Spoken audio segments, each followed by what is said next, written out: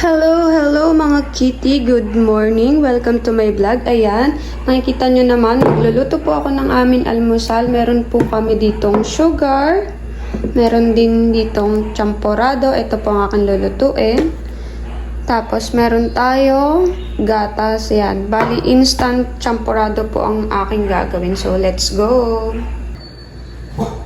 Meron ako dito mga kitty 1 cup na measurement.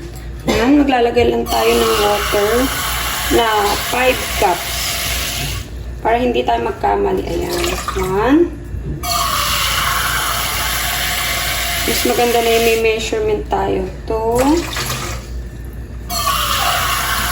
Para walang labis, walang kulang. 3.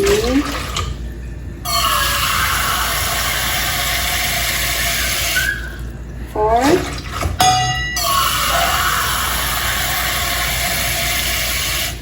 5.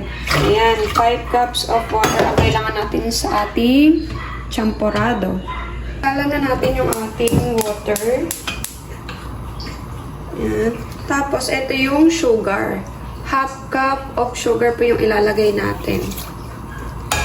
And then, lalagay ko na din yung champorado natin. Bali, isa lang yung laman ng ating champorado. Ayan. Isa lang po siya. Sampa. Ayan. Diba? Easy lang siyang lutuin eh. Nandito sa likod, mga kitty, yung kung paano siya lutuin. Ilang natin siya. Kanin.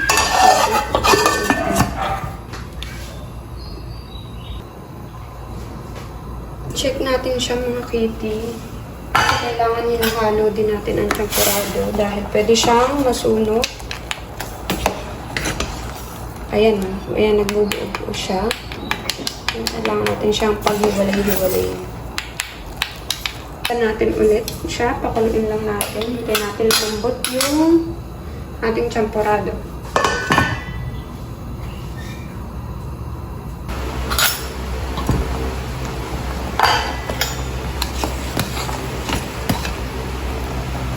Ayan mga kitty, paluto ng ating champorado.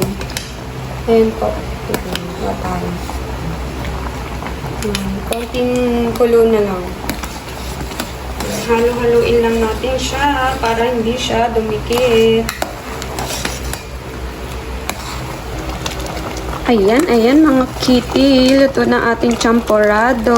O, diba? Ang bilis lang. 10 to 15 minutes lang luto ng ating champorado. At may instant champorado ka na. Ayan po, masarap po siya. Kahit instant lang po siya. Tsaka ito yung tipong pagka nagmamadali ka, ito yung pwede mong lutuin.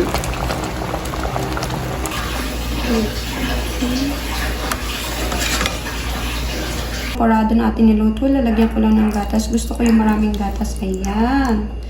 At ready to eat na po siya mga kitty. Kain po tayo mga kitty.